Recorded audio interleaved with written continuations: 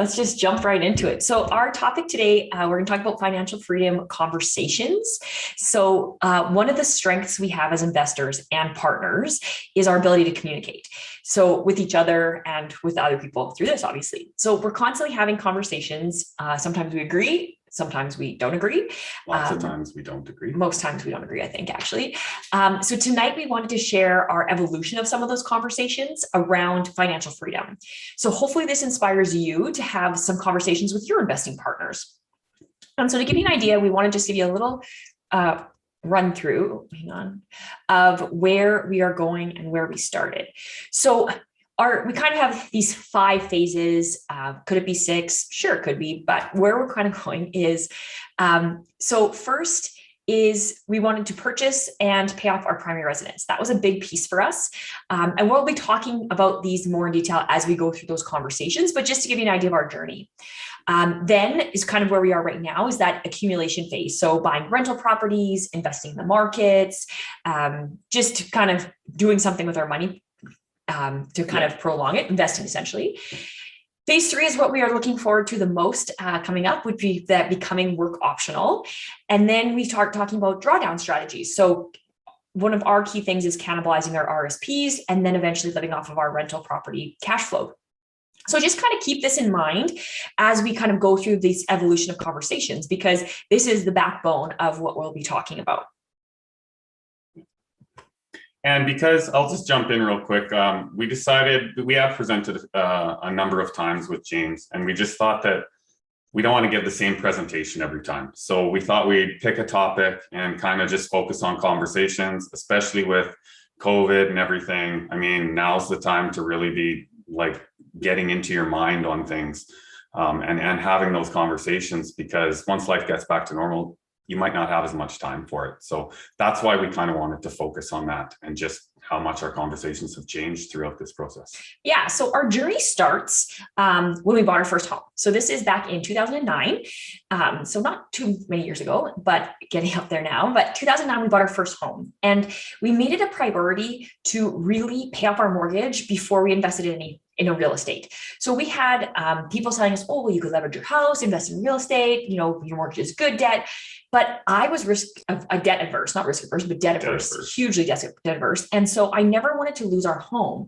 I never wanted to be in a position where if one of us lost our job or something happened, we could potentially lose our home. So it was a priority for us to pay off our mortgage as quickly as possible. Now, if you know the numbers, that may not be the best move. Oftentimes with these low interest rates, it makes more sense to prolong it. But for us, psychologically, it was definitely the right choice for us. So we are happy to say that we paid off our $342,000 mortgage in 4 years and 11 months. And during that time, because a lot of people think, oh, you deprived yourself, rice and beans. During that 4 years and 11 months, we traveled to 12 countries on 4 continents, because travel is a key and very important piece to our lives. Yeah. And although our mortgage was our priority, we didn't neglect investing in the markets. So during the time it took us to pay off our mortgage, we still managed to invest just over $100,000 into our RSPs. Now, I'm not going to get into it too much. I've said it before, pretty much at every presentation. Our mortgage was in August. From August to March 1st, we would save, and before March 1st, we would dump money down on the RSPs, because I work at a refinery. I'm Alberta Oil, so I do have a bit higher income. So we would dump as much money as we could down on RSPs. We would take the tax return that we would get in April or whatever. And then from March 1st to August 1st, we would save, and we would dump all of those savings down on the mortgage and whatever tax return we got. So we would be lump summing all the time each year before the anniversary of our mortgage came up. And that's how we got it paid down. So we weren't just, every penny wasn't going to the mortgage. We were using the RSP in order to pay less taxes, which helped us invest and pay down the mortgage faster. So then we talked about, so that was our big question. Should we invest? Should we pay off our mortgage? So another big conversation we always had was, where should we travel to next? So we were young, and we really worked hard, and we made sure that we wanted to obviously pay off all our bills, but also travel. So we traveled as cheaply as we could. We traveled whenever we could, backpacked, whatever we could do. And our annual holiday plans always revolved around what our next big trip was. And even to this day, we think about, what year did that happen? And the years, how time passes is what was the big trip of that what was year. the trip? This year, that was that. This is the year we went that. Was the year we went to Jordan and Israel. Exactly. That's how we keep track of time now. And yes, we also talked about what happens if things go wrong. Those conversations those conversations at the beginning, they revolved around creating our wills, getting our life insurance, and really starting to be an adult. So when we talked about our goals, those conversations were often, let's quit our jobs, sit on a beach, travel the world. So that was essentially why we wanted to be work optional. So just to say, this is where we were at from the start when we bought our first house. Maria went back and figured it out. We had a net worth of approximately $45,000. So when James is sitting up there going, Jerry and Maria are plain Jane, Jerry and Maria, $45,000 in 2009 is what our net worth was. And that was predominantly equity in our property at that point, in our primary residence. Yeah.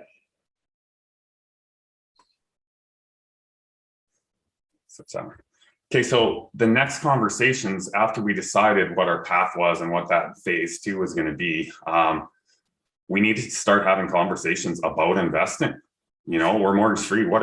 We paid down our mortgage at a rate of about $6,500 a month during that 4 months or 4 years and 11 months. What are we going to do with that $6,500 that we now have? We felt like we were just printing cash.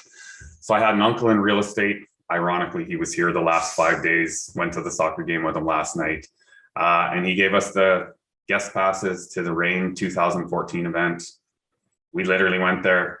Not a chance are we buying properties. Not a chance are we letting anybody sell us anything. We're not getting a membership. We're not getting a membership. And then I think by like Saturday at noon, we're like, we can do this. Like, we don't need to like buy properties with my uncle. So like, we can go buy a property. We'll rent it out. Like, we can do it. We want it to be tangible, something we can control, and we want to be self-reliant, rely on ourselves. So, we've got a slide here of some of our questions, but like, these are just the tip of the iceberg. There are so many more. I'm not going to go through all of these questions and our exact conversations, but this is what we talked about. Like, what were our goals? Do we want to invest in real estate or just in the stock market? Our financial planner, he's a financial planner and our mortgage broker for the first 4 properties we bought, literally was like, you guys don't need to do real estate. If you just save like crazy, you're still going to be top 2%. You're going to be fine. But we still thought real estate would accelerate us to the point where we wouldn't have to work. Who's going to manage our portfolio? Are we buying properties non-local, or are we going to buy them local? What type of property? How many? How many are we going to need? Who's going to help us? Who's on our team? Who do we need as a team? Lawyers, accountants, real estate agents, property manager. Are we going to do it ourselves? Why are we doing this? Let's have another conversation. Do we really want to be dealing with tenants and toilets? And last night I'm at the soccer game and our furnace is out. Well, that kind of sucked getting that text. Thank God Maria was home and dealt with it. Do we still need a financial plan, or just rely on real estate? And by that I mean like non-real estate assets. How much of our time is going to be dedicated to real estate, and is it going to be worth it? And we would talk. We still talk about these. It's always an ongoing conversation. But these are more of the go to Mogul Mastermind. These are the things where, when James has his topic and is, all of the very knowledgeable people at Mogul, they're the people you should be talking to get these answers, and then go back to your spouse or your investing partners and go, look, let's start this conversation again or build on it. So last year, so we're going to fast forward. So we're 2009, we bought our first property, 2014, paid it off, get into real estate, fast forward to last year. So this is probably the last time we spoke. We were lucky enough to speak here last year. So kind of fast forward by this point. So last year, we had now accumulated our 9 rental properties, and our family had grown to include our daughter. So life was looking really different for us. Last year, we were still debating. We still had the mortgage or invest kind of debate, because we had moved homes we've changed our principal residences, and because we had a HELOC and we had converted our previous property to a rental, we now had a mortgage again. So Again, mortgage rates are super low. A lot of people are saying you made a mistake the first time. Look at what the markets are doing. It's ridiculous. Exactly. But why pay off the mortgage? I can honestly tell you that the pull for us of being mortgage free was way too strong. So again, we are in that, like, we got to burn the mortgage kind of mood essentially. And so we are trying to hammer our mortgage and get rid of it. And we are on pace and things are happening. So that was our time last year. We are going to pay down our mortgage. Last year, we also talked about travel. So where should we travel to next became, can we even travel anymore? With the whole pandemic hitting last year, we couldn't travel. Everything went online. We have not traveled in a while. We have not had a big international trip in a few years. And let me tell you, we are starting to get the itch. It is, we need to travel. Like, that is in our DNA. And so we cannot wait for things to open up and we can start planning a big trip. We are already talking about what that looks like in the next few years. So we also started talking last year about, how can we make money as fast as possible? So with the pandemic hitting, it was all of a sudden, okay, we're not going to travel. So we have money for our travel budget went somewhere, but we started saying, you know what? Let's hit financial freedom ASAP. Let's do everything we can. This resulted in a ton of overtime and picking up some side hustles. So Jerry was working crazy amounts of overtime. I was at home with our daughter. It gave us a lot of extra time because I was working from home a lot. So all of a sudden it was just like, okay, well, I'm working from home. I have a little bit of extra time. Let's try this side hustle. Let's try that sort of thing. We also had conversations about what went wrong. But what that looked like last year was talking about, now that we had 9 rental properties and a daughter, life insurance was super important. So we really wanted to make sure that we were covered there. But we also started talking about, you know, what went wrong as far as what could go wrong with this pandemic. We didn't really know what that meant. We were kind of like, we're not really sure. So right now we have life insurance. It's important for us. We hope to eventually be self-insured. But again, that conversation changes all the time too. A lot of these conversations, you can see, we had the same conversation again. They evolve depending on what phase and which phase you're at in your journey to FIRE. Right. And so our goals last year, really our goal was just, let's get through this pandemic. Let's work with our current tenants and figure out what can we do to minimize loss and vacancy. So on the personal front, our goal was we wanted to expand our family. So we had a daughter, we were looking to expand our family at that point. And of course, our net worth kept growing. So our overall net worth goal has always been in the ballpark of $3 million. And at this point last year, we were approximately halfway there. Just over 1.5 million. So we're about halfway there at this time last year. So now the conversation. So let's fast forward right to today. What are the conversations we're having right now? So the conversations we have right now are much more centered towards achieving financial freedom. All of a sudden, that finish line is definitely within sight for us. So if you know anything about FIRE, it's financial independence, retire early. We are kind of on that like work optional type of, maybe are we actually going to fully hard stop retire? We don't know. And oftentimes you have a FIRE number. So it's based on your net worth. And once you hit that number, you financial free, quit jobs, life is great. So even though our number is 3 million, because of real estate, we don't necessarily need to hit that full 3 million. Just start pulling some levers and start going some work optional things. So the compounding effect of our real estate decisions from everything we've done from 2009 till now in the past 12 years has given us a huge amount of options for the future. And so these options come with a ton of questions and we don't have all the answers. Definitely don't have all the answers. In fact, we're still talking a lot and these conversations are ongoing all the time in our household. So currently, we're both on parental leave right now. We had a son, so that's our second kid, and we had a son in July. And I go back to work December 15th. Maria's been off. We've literally been just living the family life with a kid that loves screaming and having surgeries. So both of us, because of real estate and our savings habits, we got a cushion. We feel comfortable. Both of us don't need to work. We haven't worked for 5 months. At one point, there was like a frustration in us that was like, let's both just take a year. Let's rent a place in Canmore and I'm just going to ski all winter. We're not going to care. And then it was like, if we'd have made a rash decision, we would have done it. But it was like, no, let's have the conversation, step away. All right, let's come back with a little more rational mind.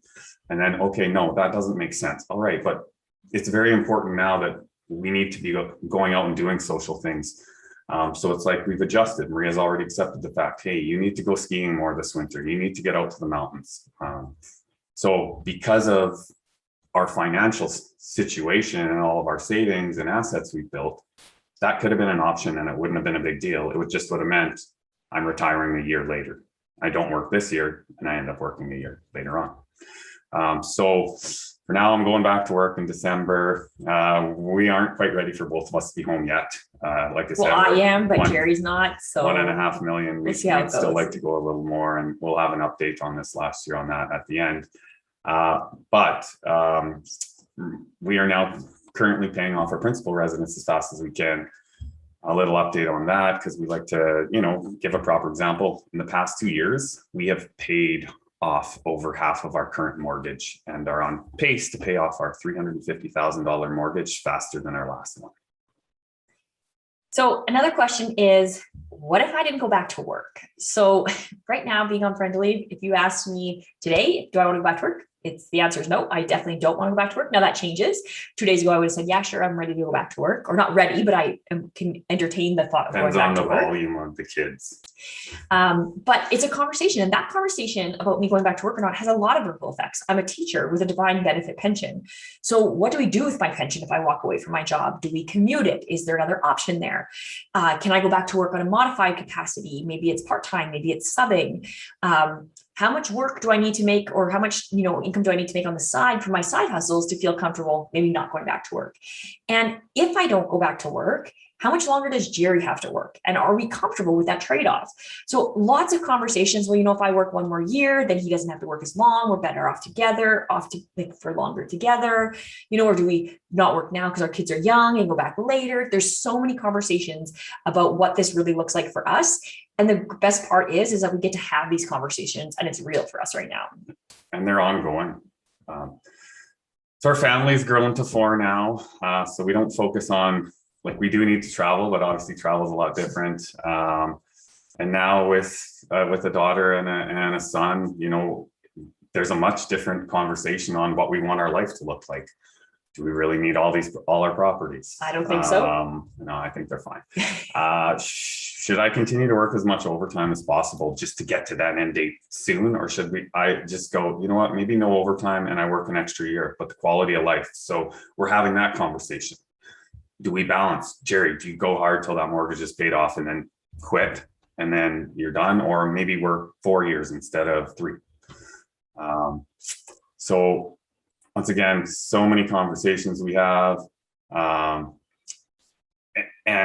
And I mean, it's nonstop, and each phase you go to, it's just something new. So on our topic of financial freedom and early retirement, we've had many conversations about that. But one thing that I do kind of want to highlight is that I think makes us different. And Jordan kind of said it before, and it's all about time. He wants to have the time. Well, that's what we're about. If right now I could be guaranteed a wage that would, an average wage that caters to my lifestyle, I'm done. I'll take it. Give me the money, put it in my account every month. I will enjoy my time. So we're not going to wait until all of our properties are paid off in order to quit our jobs. As I said, we have invested in the markets. We've invested a bunch into RSPs. We have some TFSAs. We have other non-real estate assets. That number in a few years will probably be between $700,000 and $800,000. Well, we now have that much money or assets to live off of. So let's say we drew down 10% of that. We now have 70 or 80,000 a year. Don't get me wrong, we're going to get taxed on some of it, but it'll be at a pretty low tax rate if that's all we're taking out. And now that gets us 10 years down the road. 10 years down the road of mortgages on rental properties paid off now means you're cash flowing a lot better. And if we went to refinance, easily in 10 years, our 9 properties would be supporting our lifestyle. So that's why in 3-4 years, I'm done, and 1 or 2 years, or maybe now, Maria's done. So right now, or before we pull the pin, that is probably our most important conversation is, how comfortable are we with what we have? How long does the money last? How much are benefits going to cost us? How much should we be withdrawing? What will our new lifestyle actually cost? What do we want to do with our vehicles that are currently 16 and 8 years old? Should we be setting up a HELOC while we're both still employed? Are we missing something? Let us know if we are. And also, when we're like, that's a financial side of things before we walk away from our employers, but also what are we leaving to? So oftentimes people think about retiring from something, but not retiring to something. And I think the younger you do pull the pin, then the more important it is to actually know what you're going to. What are you going to do? Like, this is a conversation I often ask Jerry is, Maria called me out on it. Like, what are you going to do when you're not working, right? Because it's not sitting on the beach Mai Tais all the time, right? I mean, my days are full. With kids, it is 5 months of parental leave. We're in 4 months now, and I don't even know where the time goes. We still have no time. But what are we doing with our time? And so there's a lot of conversations around that as well. So it's not just from a financial perspective, but also like, what are you going to do with your time perspective? And as someone who's risk averse, I'm always worried about what happens if things go wrong, and things definitely do go wrong for us sometimes.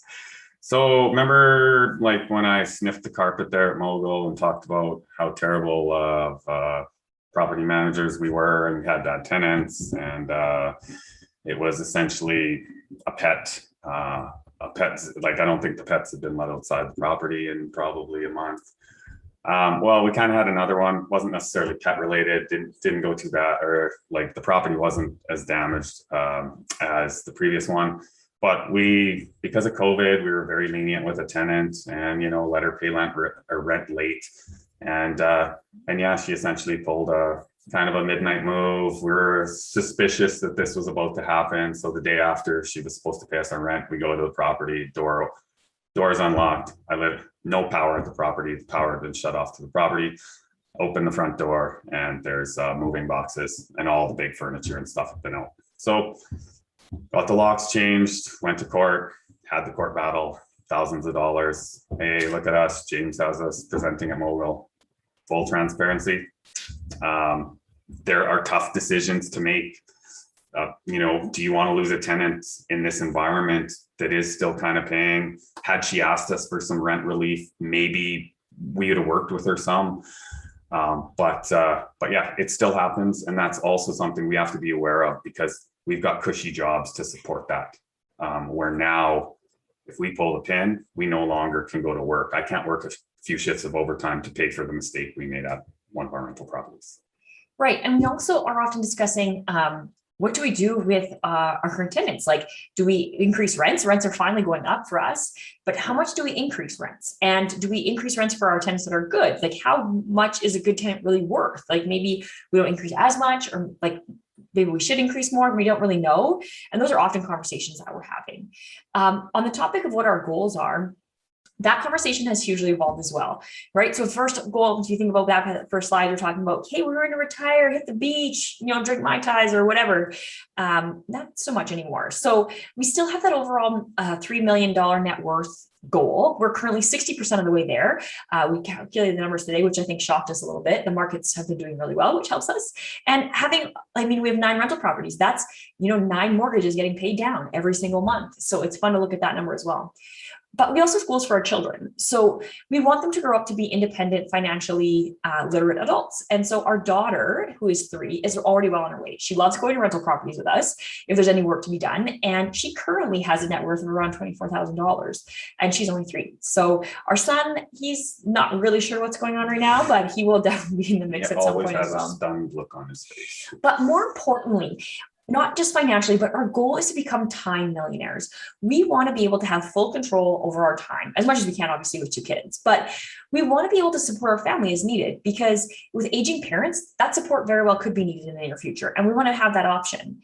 We also aren't trying to sprint towards that financial freedom anymore. So if you heard us talk last year, it was like, our motto has always been make hay while the sun shines. We're going to pick up overtime. We're going to work. Well, now with 2 kids, it's trying to change a little bit. It's shifted. So we're now trying to figure out, how do we enjoy the journey as it goes, and slowly make those shifts towards work optional now, and not have a hard stop retirement as needed sort of thing. So there has been a bit of evolution in that goal as well. So now really the question is, what conversations are you having with your investing partners? And we'll put this up here. If you want to connect, let's keep that conversation going. Here's how you can find us. I blog over at handfulofthoughts.com. It is bit of money mindset, bit of mom life. We talk about real estate. It's kind of all over the map, really. You can find me on Instagram or Twitter, and always our email is there. And when I say that you can connect with us, just realize that us is always me. If you ever think you're getting an email from Jerry, you're not. It's always me pretending to be him because he can't check his email most times. So Forwards to her. But yeah, so yeah, we're here around if you have any questions, but definitely thanks for your time. And let's thanks for your time. Hopefully there's at least a few things that you got out of this, or hopefully maybe there's one conversation you thought you might need to have, and now you're going to go, and hopefully this is encourage you to go have it.